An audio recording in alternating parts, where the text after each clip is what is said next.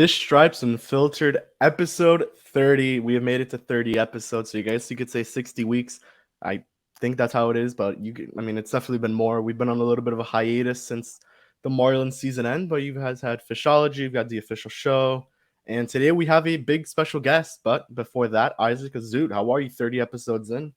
It's been a Yeah, wild ride, but the off season is here. I believe this is episode 1 for us of the off season, so we do have a good chunk of things to talk about. yeah, definitely. Been doing this for a little bit over a year now with you, Kevin, and it's been a lot of fun. So very excited to get into episode number 30 with you. And yeah, the World Series ended a few days ago, and here we are, first one of the off season. And today we have someone who was there for all games. We have Daniel Álvarez-Montes. Danny, how are you? Jeopardy King as well on Fish Stripes. So, how are you? And we're very, very excited to have you on. Thank you, man. Cool. I really appreciate it. Happy to be back with you. I think I was on for like what When the episode lockout ended, 3, 4. I don't know. you're on very early. Like very, very early. So yeah, it's pretty cool to be here. Yeah, so let's start off with the World Series. You were there, and I want to get into the atmosphere first and just your overall experience at the World Series. And I want to talk about Citizens Bank Park. This is the first time since 2011 that the Phillies were in the World Series, and it must have been crazy. The atmosphere must have been some of the best you'll ever be at, Danny. I mean, is that the right way to say it? Absolutely, absolutely. I've been to very important games in the Caribbean, WBC, Game Sevens, All Star games, and maybe the one thing I can compare to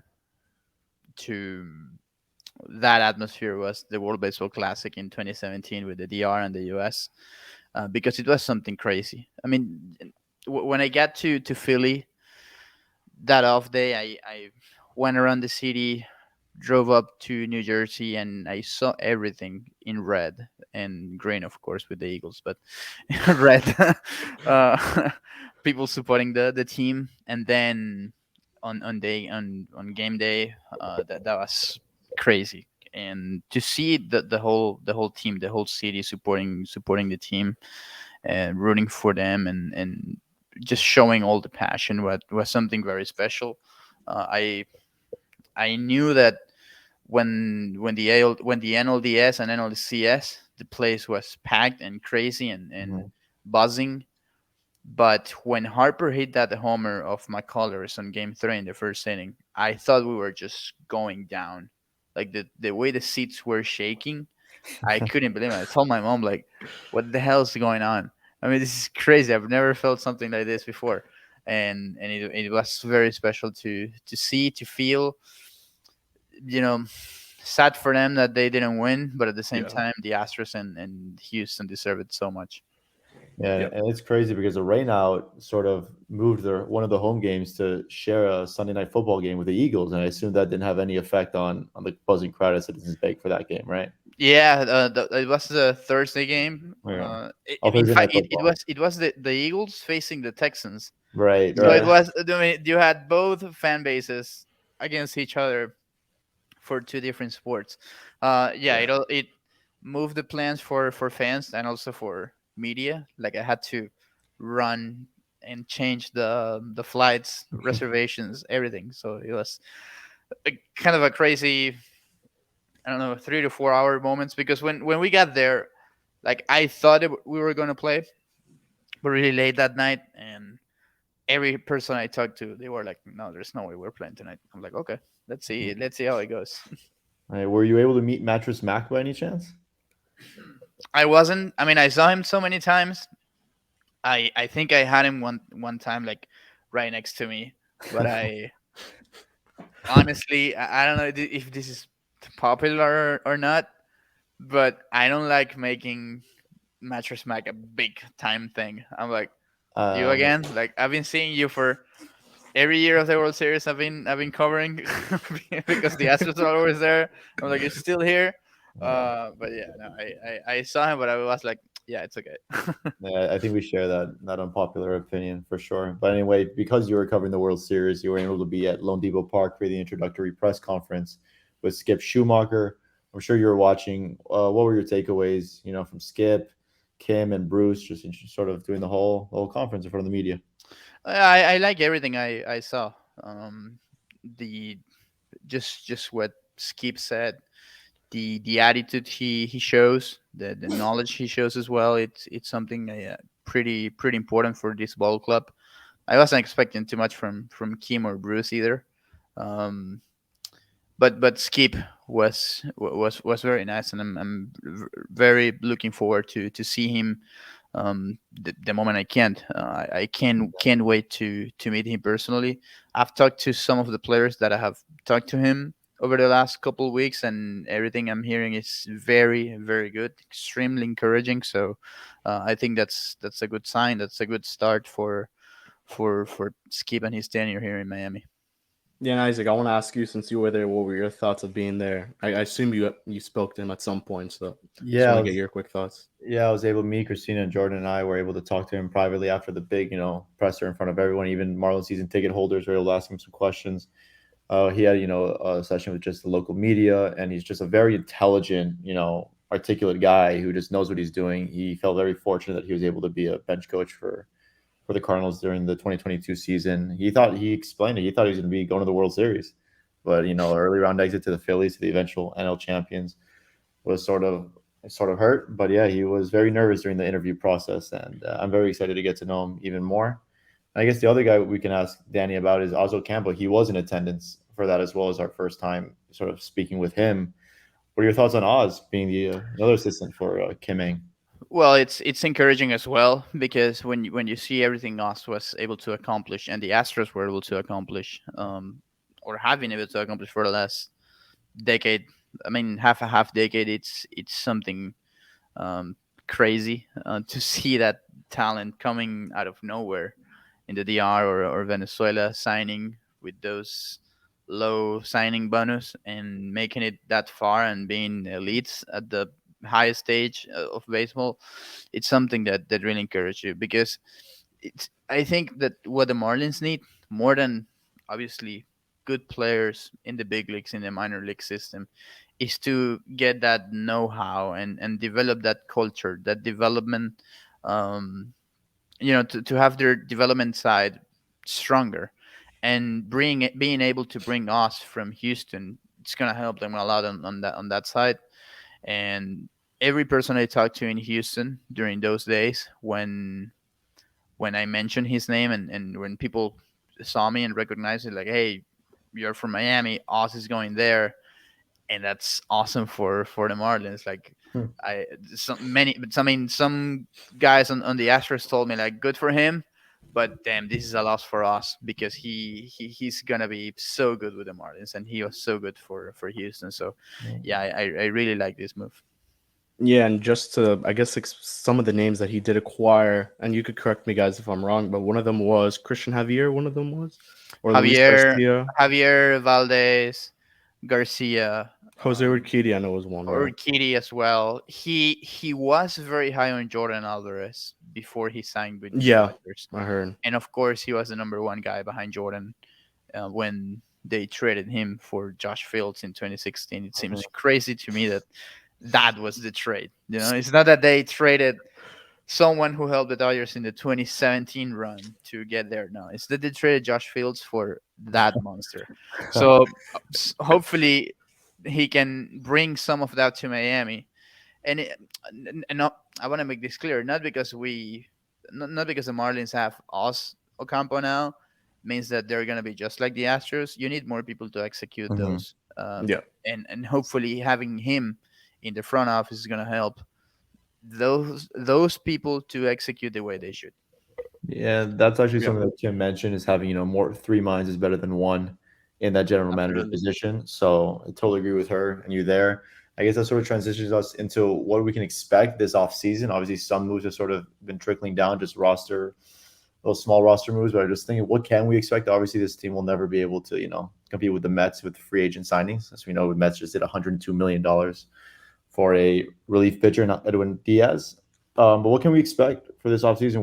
What needs do you see need to be filled for this Marlins team to be able to be a little bit more competitive?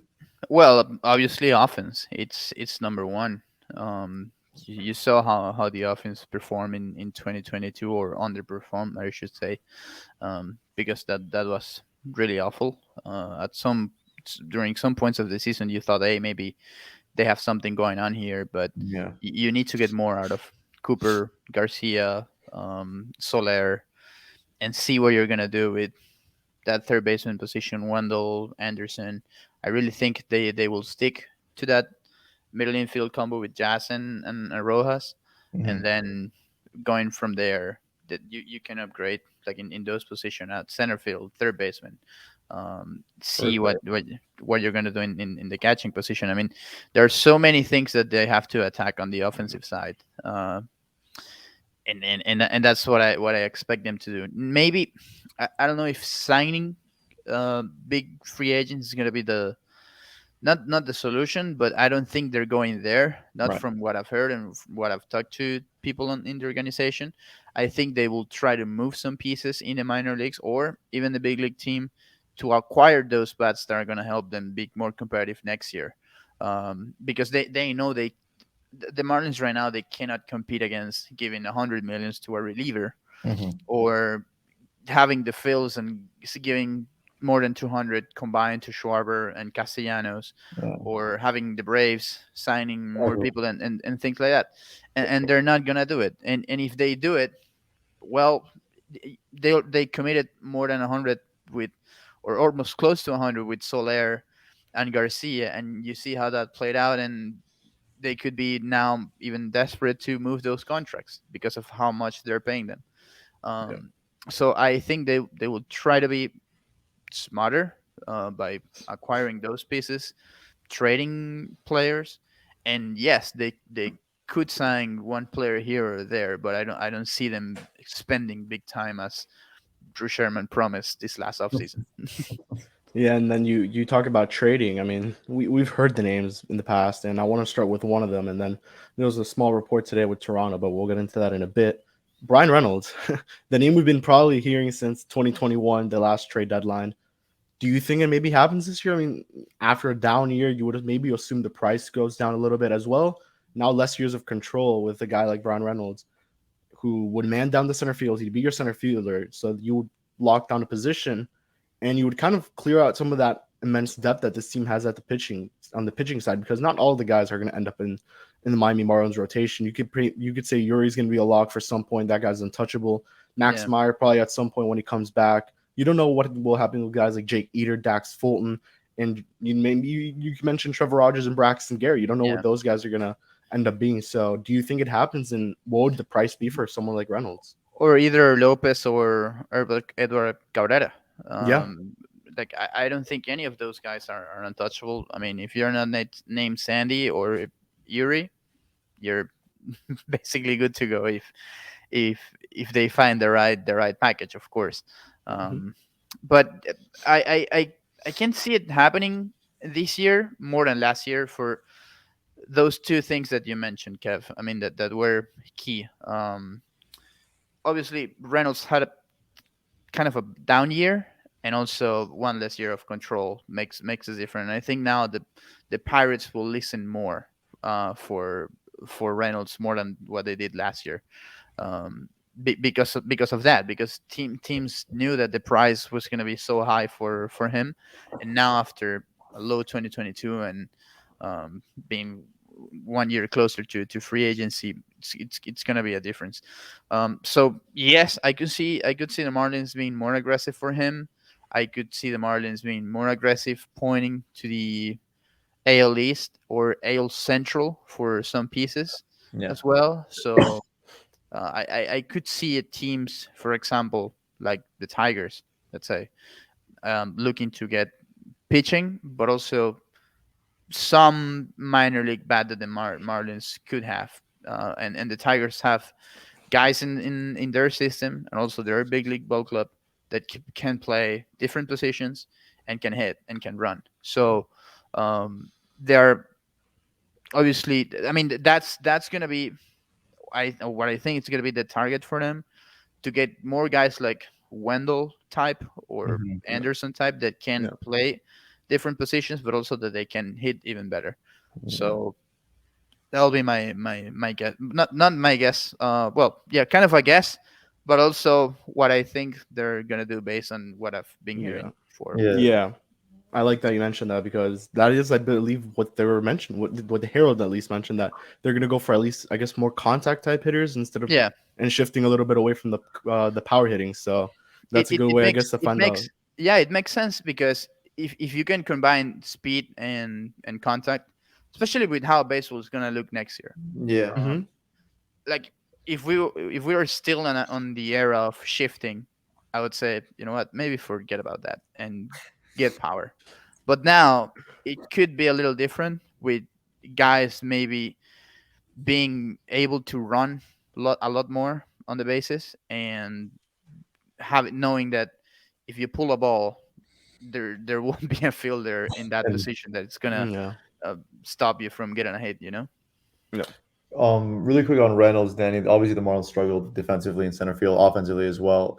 Ryan Reynolds was one of the worst defensive center fielders in all of baseball Hmm. this year, and I think part of it could be a little bit fluky, but Lone Depot Park is very large and it's tough for any outfielders. So is that something that would worry you? And bringing in someone, I think what is it now? 3 years of control left. So is that something that would Around worry there, you right? defensively wise? Definitely, because we know center field is not easy.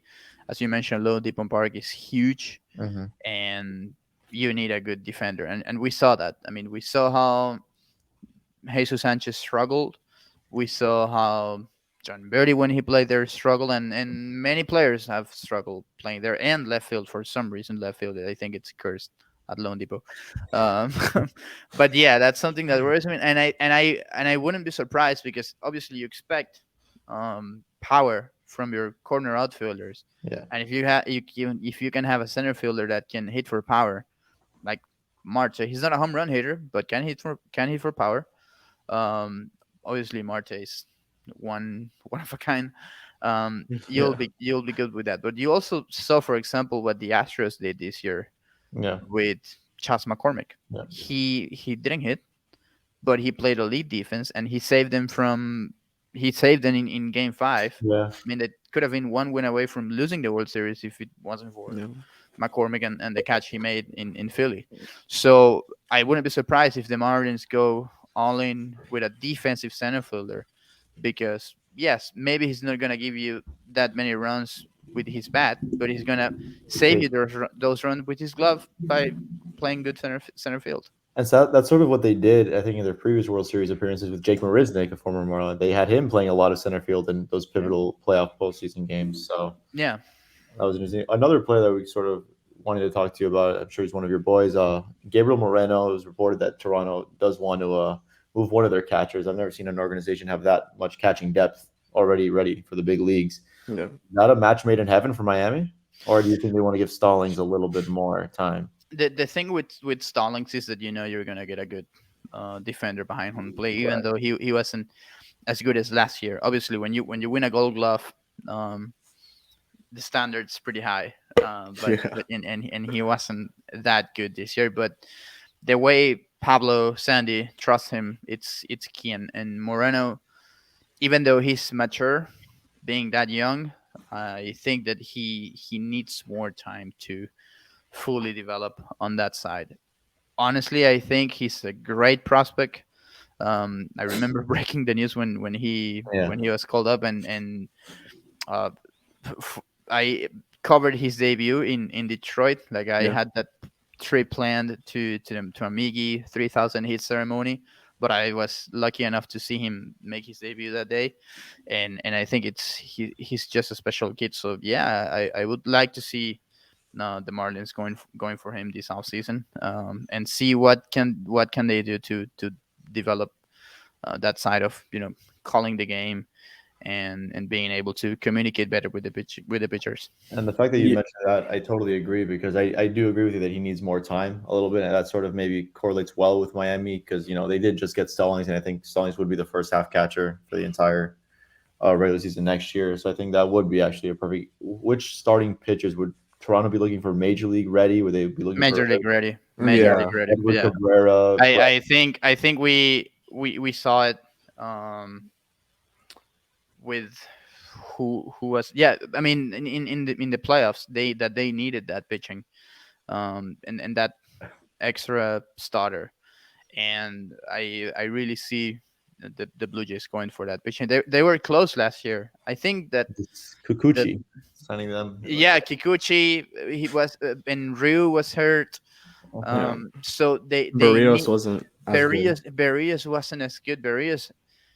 Barrios sometimes looked like the worst pitcher in baseball, and then the next day he would have struck out 12 in 6 shutout innings, and that was the problem with Jose. And I love him as a pitcher, and he's one of the greatest guys in baseball.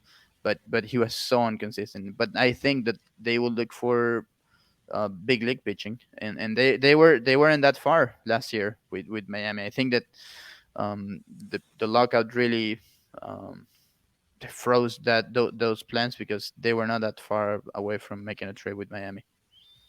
Yeah, and that's kind of where I wanted to shift to because the name we heard last offseason was Pablo and Eliezer.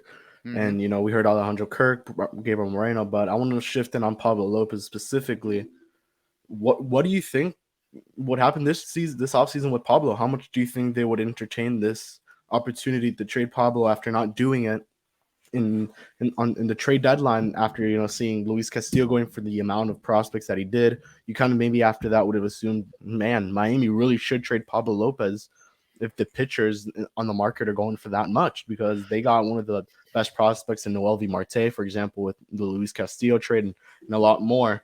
And do you think the value now would be higher than it was at the trade deadline, or do you think that value definitely went down after Pablo's second half? I guess you could say struggle. It was an up and down roller coaster for him then.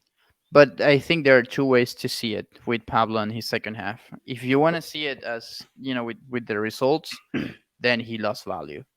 But if you want to see it as a guy that for the first time was able to pitch 180 innings and a full season, that's a win, and that's something that teams might go and say, "Oh, there's something there. He showed that he can be healthy.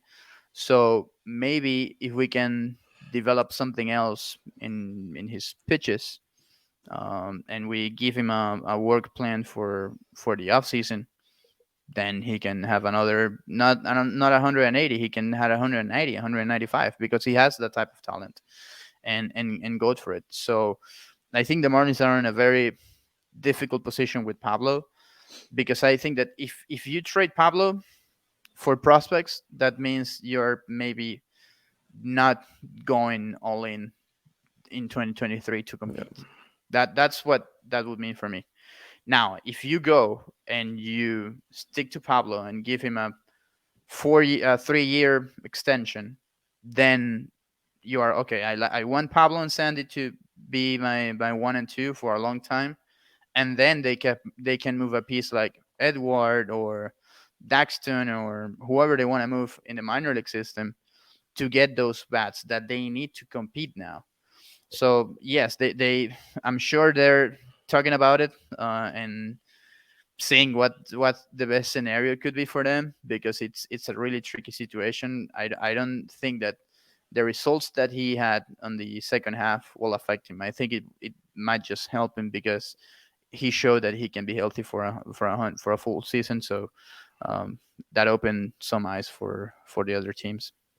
Yeah, and then I guess the other question with Pablo would be, what teams do you think would have the interest? I know as we could see in the Heyman report, the Yankees were close Yeah, to making that deal with Glaber, but I mean, a team like St. Louis would love to have a player like Pablo, yeah. as well as the Dodgers, who I assume would also be able to would like Pablo, and and then we think of another Marlin that was spoken of was Garrett Cooper that the Dodgers showed interest, and I don't know about that Astros report. I'm still not sure that was true or not. I believe it wasn't, but I um, I think the Astros won't be an option, especially because of yeah, how their depth and having to move pieces there to get a pitcher. I don't think they'll do it. First, maybe they'll sign Verlander rather than trading. Same with the Dodgers. I think that the Dodgers might sign someone like bring Kershaw back, go for Verlander or any other pitcher yeah. that will be available. Rodon, for example, I think will be a great fit for them. But in terms of Pablo and possible destinies, yes, the Yankees are a team. I would add the Blue Jays. I would add the Orioles. Could Orioles. be Pirates in a potential Reynolds deal. I could see the Cardinals in the Central and maybe one ball club in the NL West, like either the Giants or the Padres, asking for him in need of that one more guy for their rotation, especially the Giants. I mean, they need more than one, but the Padres they were not that far, so maybe a starter like Pablo could help.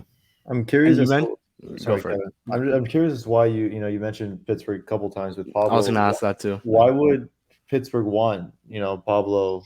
He's got 2 years left. They don't seem very close. Maybe they would take a flyer on Edward or someone younger for someone like Reynolds. Yeah, because of how he could be controllable, and he could be someone that might Leagues. help them. No, I wouldn't say make them compete now, but at least accelerate the process with them and wanting to be closer to compete. So I I could see them asking at least for Pablo in a potential deal for Reynolds. Yeah. Although yes, maybe makes more sense to have a guy like Meyer, Cabrera, um, or any of the either Fulton. I don't know. All right, and I want to wrap it up with some World Baseball Classic talk. It's coming back, 2023. Sexy. Um, yeah, and the only real Hell players yeah. we've heard, the only Marlins we've heard committed are Jazz to Great Britain. We've heard Richard Blyer to Israel, Ryan Lavardway to Israel. I believe Ryan Jake Fishman Lavardway. Jake Fishman. Yeah. Yeah. Any other That, Marlins we could, that and that we're still that's waiting that's on. that's for Noah. Yeah. Yeah. No, if you're watching, there you go. Shout out to Noah.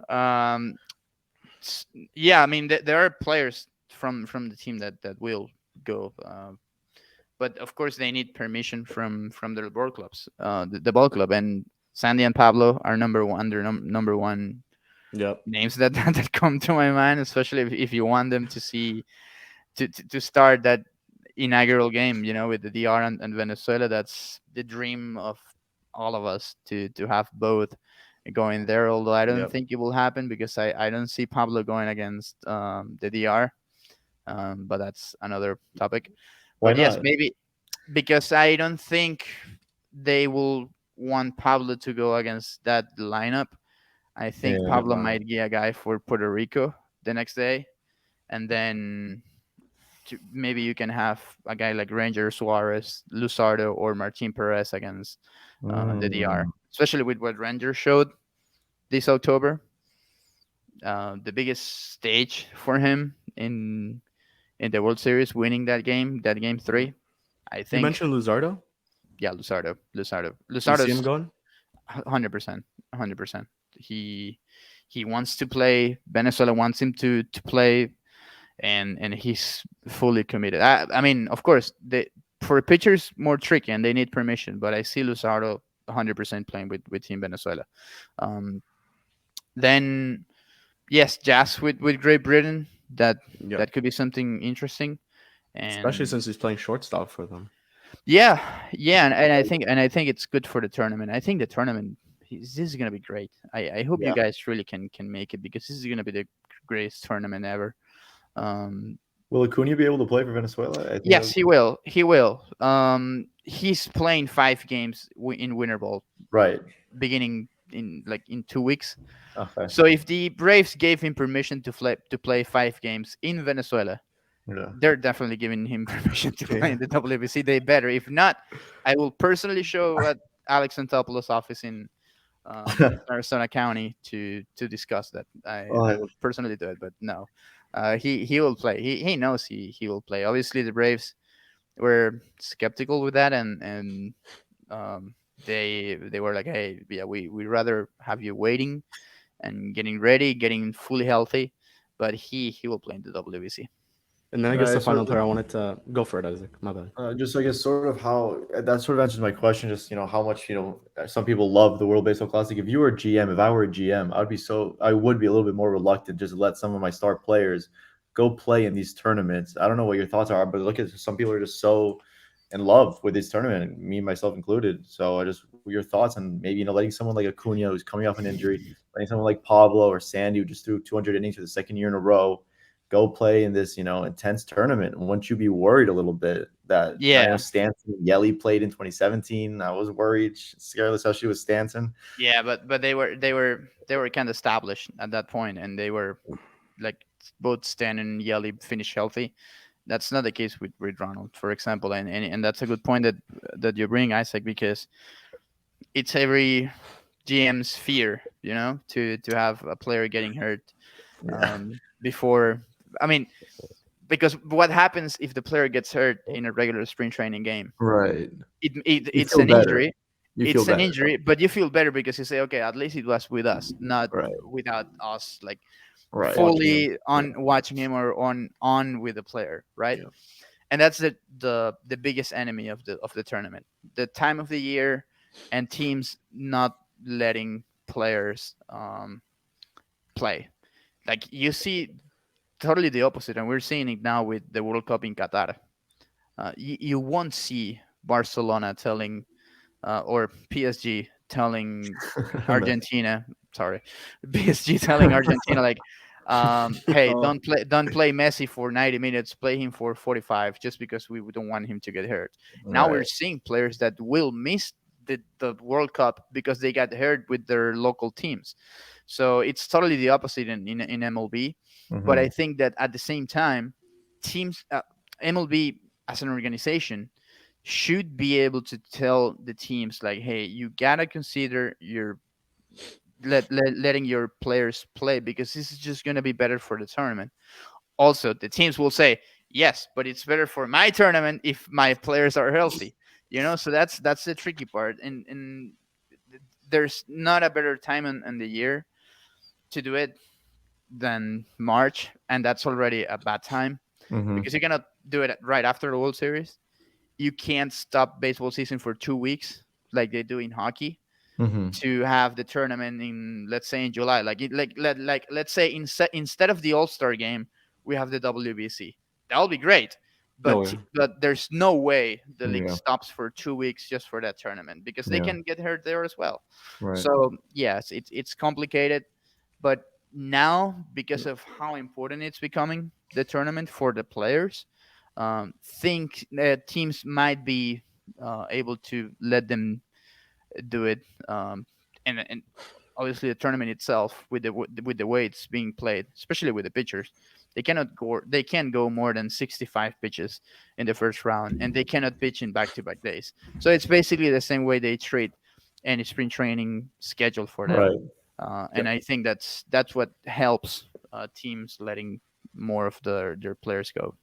Off the top of your head, do you recall any big scenario where a team declined a player wanting to go, like a star player that really wanted to play, and they simply said no? Felix Hernandez Wow. When was this? Oh, in Felix in 13. Oh Like so the last one. he no in no. no the No. previous one. Like King Felix, he wanted to play in 13, and he came off a big 2012. Yeah. Perfect But game that year? No, or yes, perfect game that year. yeah. But I remember the Mariners telling him, nope, you're No way. you're not playing, and we needed that pitching. And Like for no Carlos, good reason. Like yeah, just like for no Carlos reason? Zambrano, and no, not just for another reason. It's just that we want you to be healthy. We don't want you to overwork with that, and we're Oh. not letting you.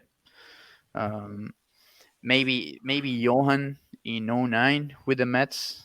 I, Hmm. I think they didn't let him pitch that year. And who was the other one? Carlos Zambrano, I think, with the Cubs as well. Like he didn't pitch in that tournament. I wanted to ask you about the possibility of another Marlin, Miguel Rojas, playing for Venezuela. How does that work? Because I know they said they were going to do some kind of training camp to choose these guys, if I'm correct, or something like that. It's not. It might be a training camp. Um, they need, like, let's say, like when you go to spring training and you have the invitees and you have like 60 people in the roster. Well, that's exactly what Venezuela has now with 50 players, and Miguel is on that list. They'll be cutting, of course, and they need. There's something I've heard, that I hope they fix, because they need to send that list to MLB and get the permission from the ball clubs.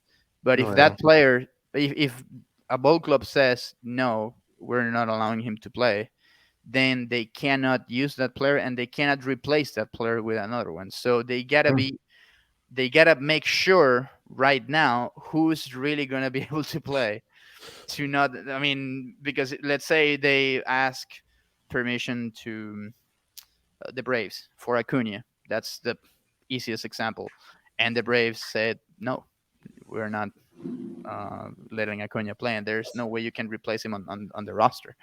Then it's gonna be a problem. Well, I know Miggy's on that list, and of course he wants to play. He's getting ready to play now, and obviously there's nothing else that he wants more than represent his country. But at the same time, Andres Jimenez won a Gold Glove as a second baseman. Had a Yeah. huge offensive year. He's going to be probably top five in AL MVP voting, or top six, top seven, and of course he's the number one candidate because there's no way he's taking Altuve out of second base, and he's a natural shortstop. So I see a complicated scenario for Miggy. I mean, where he might not be able to play every day, but he might be able to help by being a utility, a defensive replacement guy, or if they're facing a lefty, they might need Miggy to play. So that's the scenario I see for him, and maybe it's hard, but it can happen.